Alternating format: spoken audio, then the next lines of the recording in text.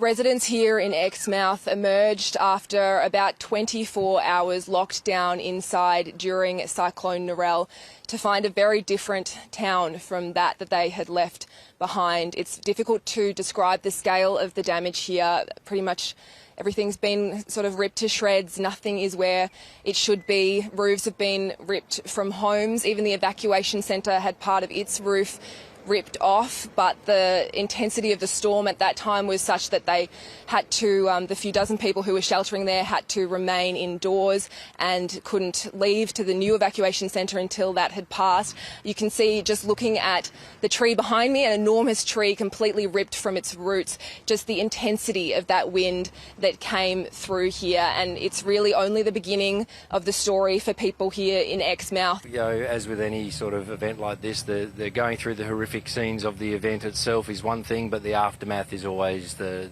hardest thing for everyone to take. We're all exhausted, all emotional.